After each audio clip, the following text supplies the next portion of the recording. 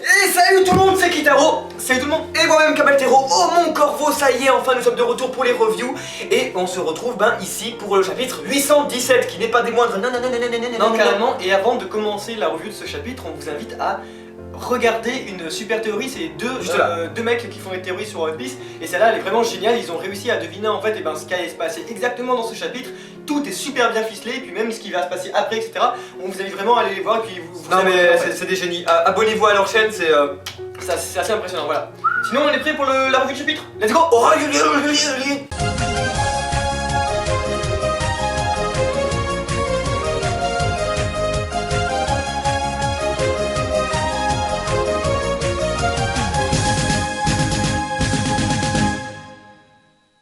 ce chapitre s'ouvre avec un truc de malade, c'est quand même Jack. Juste une page comme ça, là, quelques casettes, c'est tout juste sur Jack, comme ça, au KLM. Bref, Jack, rappelez-vous, on l'avait laissé, c'était contre Sengoku et Fujitora. Ils devaient donc récupérer deux flamingos. Et on l'avait tous pensé mort. C'est ce que disaient les journaux. Voilà, c'est ce que disaient les journaux. Mais non, il est bien là, il est bel et bien vivant, il est fort et tout. Et d'ailleurs, il est pas content, il déchire même le journal qui avait annoncé sa mort. Et bref, on en a conclu, nous, au Mont Corvo, que comme il est tout pas content, tout massacré, et que ses bateaux le sont aussi, et qu'il n'a pas forcément réussi à récupérer deux flamingos. Hein. Donc en gros, on voit bien que sa mission est un échec. Ouais. En gros, Oda, encore une fois, nous tease ce personnage. Ouais, on sait pas trop pourquoi. Il fait un peu monter la hype autour de ce dernier. Dans tous les cas, nous, on pense qu'on le verra bientôt, c'est sûr. La sécheresse. La sécheresse. Et maintenant on passe à un point super important. On enchaîne. Quelque chose de fou, c'est la famille Kuzuki. Et la famille Kuzuki, c'est un truc ultra important à retenir, les amis, parce qu'en fait, il s'agit de premier d'une famille de Wano. Hein. Et en fait, qui c'est qui avait raison depuis le début? C'est Bibi au Mont Corvo, parce qu'en fait on avait sorti une hypothèse en fait, imaginant que le petit Momonosuke ne serait pas le fils de Kinemon, mais plutôt le fils d'un dirigeant principal de Wano. Et ça s'avère être le cas, et du coup Kanjuro, Kinemon et Raizu seraient en réalité des domestiques travaillant pour la garde du corps aussi, quoi. Et c'est comme ça, d'ailleurs, en apprenant que Kinemon enlève son habit du dos, qu'il dévoile la marque, le sceau familial, qui décrit qu'il travaille bien pour ces derniers, et que du coup il est chargé de protéger l'héritier, le fils, le prince de Wano Kuni. Et d'ailleurs, on voit que sa famille a énormément de pouvoir. La preuve, il a suffi quelques mots à Momonosuke pour refaire devenir amis le chien et le chat, alors que avant, apparemment, c'était son père qui les avait fait devenir ennemis. C'est dingue. On se pose des questions, c'est bizarre. Dans tous les cas, c'est un truc de malade. On voit que cette famille a énormément de puissance. Putain, j'ai trop hâte de l'arc de Wano Kuni là. C'est vrai que là c'est vraiment un truc attendu par énormément de monde. Surtout il suffit de voir comment un peuple est prêt à se sacrifier juste pour... c'est totalement dingue. Mais bon là, le meilleur arrive. Et on continue, on enchaîne, on est trop des fous. C'est après en fait toutes ces révélations là que on passe à la dernière partie du chapitre. Chapitre d'ailleurs qui fait quand même 18 pages, ça fait plaisir. Ah ouais, grave. Arigato Kamisama. Et en gros là-dessus, on voit un peu en fait Luffy, Chopper, Usopp et même en fait un peu tous les hommes fantasmés sur les ninjas. Et en fait, il découvre Raizu qui est un ninja un peu chelou, mais en fait qui ressemble pas du tout à un ninja, mais en fait qui s'avère être un ninja de ouf. Voilà, il nous balance toutes les ninjas toutes les techniques de ninja en mode Naruto et tout. C'est complètement absurde qu'à la fin on comprend plus rien. Et ça c'est vraiment excellent parce que c'est vraiment l'humour d'Oda qu'on n'avait pas vu depuis longtemps. Ça fait toujours plaisir. Bref, en gros, c'est dans l'arbre baleine. L'arbre baleine, vous vous rappelez, c'est carrément dedans. C'est une très bonne idée d'ailleurs d'avoir fait ça. C'est une pièce complètement introuvable où on retrouve Raizu, un Raizu attaché, très frustré parce qu'il voulait se battre pour défendre les Minks, mais il fallait surtout pas qu'il le fasse. Et donc bref, il est attaché, mais pas n'importe quoi, un poneglyphe. Un poneglyphe, et oui, un poneglyphe. Et un poneglyphe qui est en plus rouge. Et qu'est-ce que ça veut dire Donc voilà, et en plus Robin va pouvoir le lire. Et en plus il dit qu'il a une genre de fonctionnalité bizarre, donc c'est forcément pas un poneglyphe qui indique une arme des dieux, c'est forcément pas un poneglyphe qui explique le Rio poneglyphe.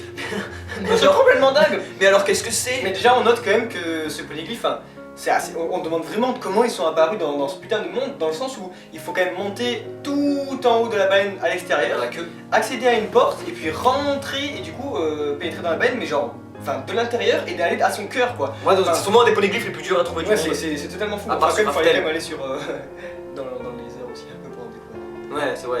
Mais sinon, c'est autrement, on remarque un truc, c'est que dans cette salle, écoutez bien, et bien derrière le poneglyphe, on remarque qu'il y a le sceau de la famille Kuzuki de Wano Kuni. Donc, et là, c'est là où vraiment, on vous invite très chaleureusement à voir notre hypothèse qui date après du 11 novembre et qu'on vous remet ici d'ailleurs parce que franchement, elle vaut le détour.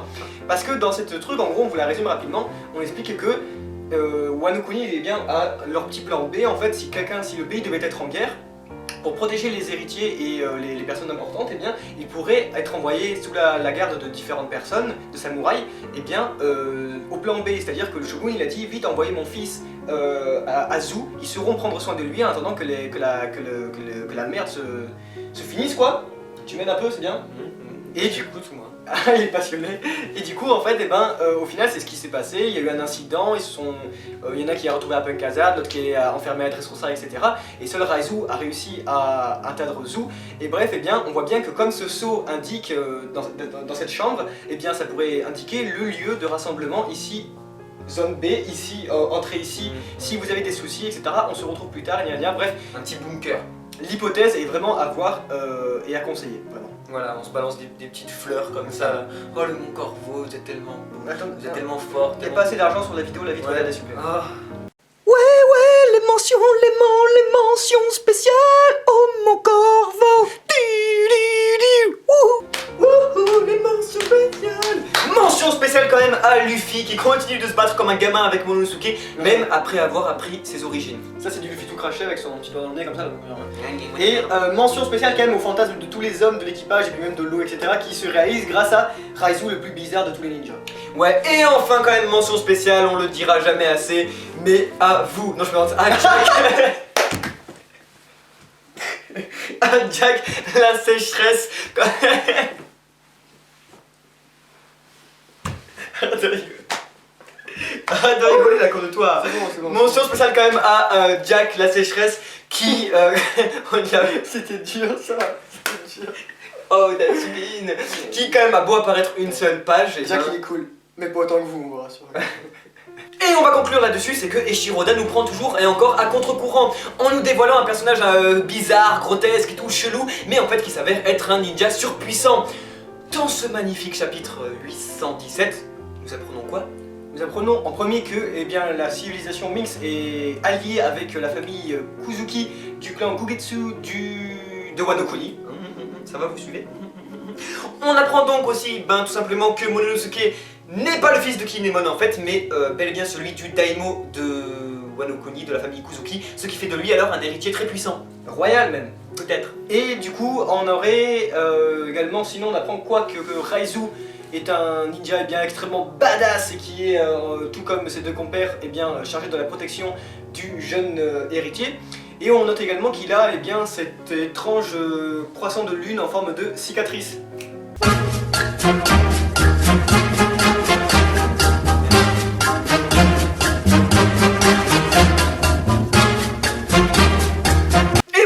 Quand même qu'il existe quand même un poneglyphe rouge, un poneglyphe qui a donc une utilisation bizarre, on sait pas trop mais c'est quand même intéressant. Et c'est dingue. Et enfin le truc le plus fou de ce chapitre c'est qu'on apprend enfin que le Mont Corvo avait tout prévu depuis le début. Putain, on s'envoie des fleurs depuis le début, c'est hallucinant de la vidéo. On est un peu des connards en fait, c'est pas... Le Mont Corvo ça va monter à la tête. Nous avons pris la grosse tête. Voilà, on va vraiment conclure, c'est que l'arc en fait de Zu touche là vraiment à sa fin. Ça y est, Inuarashi et Nekomamushi sont enfin redevenus amis, enfin voilà, ils font le pacte et tout, ça y est. Et on attend juste une chose, c'est que les Mugi partent, mais vers Wano Kuni ou vers Big Mom. Et on ne sait pas. Et c'est là où ça devient très intéressant, c'est que ça y est, on commence à avoir une double intrigue là vraiment dans One Piece, ça part en cacahuète à un moment quoi. Ouais. Moi ce que je pense honnêtement, lui il le sait pas encore, mais sinon c'est que Luffy souhaitait aller tout seul chez Big Mom, il a dit. Donc bon, c'est pas ce qui pourrait savoir, c'est que du coup le second c'est Zoro, et du coup Zoro pourrait mener le reste des Mugiwara sur Wano Kuni et centrer son intrigue sur lui qui avec le sabre, etc. Bref, dans tous les cas, on verra. Mais là, c'est vraiment ça qui est important, c'est que Eiichiro-Oda maintenant nous gâte en mettant de doubles intrigues. Il se passe vraiment plein de trucs là en ce moment dans One Piece. C'est excellent, il nous a gâté il nous gâte des dizaines de chapitres là, et c'est ce qu'on aime, hein, parce qu'on attend avec impatience la Mais suite. la triste vérité, c'est qu'il va falloir attendre 45 ans avant de voir le CP0 en action. Et sinon, vous n'êtes pas sans savoir et que nous avons eu une montée très importante d'abonnés ces derniers temps. Beaucoup de personnes ont rejoint notre communauté. Et voilà, donc par exemple, lorsque nous faisions la dernière revue, nous avions 2500 abonnés, un truc voilà, et genre. puis là on va en avoir 8000 presque, je dirais, je sais pas en fait, environ. Ça dépend. Et donc on aimerait beaucoup vous remercier parce qu'on en reconnaît qui sont là depuis vraiment le tout début et ça nous fait super chaud au cœur. Et le point un petit peu crucial, c'est que vous l'avez remarqué, vous êtes nombreux à nous le dire. Merci de répondre aux commentaires. Waouh, des youtubeurs qui répondent à des commentaires, waouh, je pensais pas, franchement, normalement vous prenez tous la grosse tête et gna gna gna. Et ben j'aurais presque envie de les comprendre ces gens-là parce que ça commence à être impossible, vraiment impossible et pourtant ça nous brise le cœur parce qu'à chaque fois, autant il y a des messages genre genre vous êtes moche, mais alors qu'il y en a, enfin... On aimerait tellement répondre à tous les commentaires et tout, mais sincèrement les amis, ça devient impossible. C'est ingérable. Il suffit qu'on sorte une nouvelle vidéo pour avoir 300 commentaires dans la journée, et par jour, en comptant toutes nos vidéos et tout, on a environ dans les 75-100 commentaires dans la journée. On n'a pas le temps, on a tout simplement mais ça pas. n'empêche pas qu'on va se lancer quand même encore 2-3 défis. Voilà, on va quand même essayer. Avec cette vidéo, on va essayer de répondre aux commentaires encore, mais sachez juste que c'est vraiment super compliqué, qu'on peut plus écrire des pavés comme avant, Voilà. et que par exemple, le plus dur, c'est quand vous nous envoyez vos petites hypothèses du genre qu'est-ce que vous en pensez, dites-moi le Mon Corvo. Bah en fait, on peut juste dire, on va la lire, et puis voilà, parce qu'on peut pas nous dire votre On n'a avis. pas le temps, avec trop la page long. Facebook, les commentaires YouTube et tout, ça nous fait un plaisir. On a créé cette chaîne là, c'est pour parler de One Piece avec vous et on le fera dans tous les cas. On continuera de répondre aux commentaires et tout. On n'est pas là juste pour faire des vidéos, on aime faire ça, mais dans tous les cas, on a vraiment envie de parler du manga. Mais voilà, juste au moins pour vous tenir au courant, c'est que ça devient.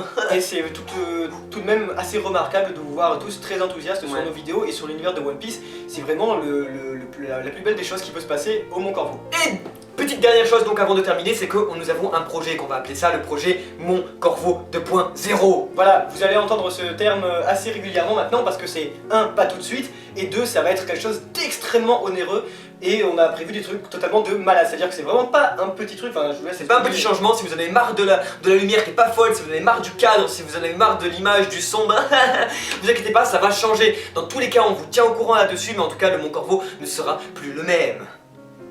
Mais le même, mais différent. Same, but different. Same, but different. Mais quoi qu'il en soit, on se retrouve pour... je me suis fait mal pour le chapitre 818, on espère, ou peut-être une vidéo avant, on essaie... Mais je pense que normalement ce sera la review du chapitre 818, Si tout va bien. Merci beaucoup de continuer à nous regarder pour les plus vétérans et merci à tous ceux qui ont Bienvenue parmi parmi nous depuis un petit moment. Là on s'est fait 3500 abonnés en une semaine, 2 semaines. C'est totalement dingue, merci beaucoup à tous et on se retrouve au Mon Corvo, c'était Kamal. Ouais, et c'était Kitaro. Ciao tout le monde. Salut.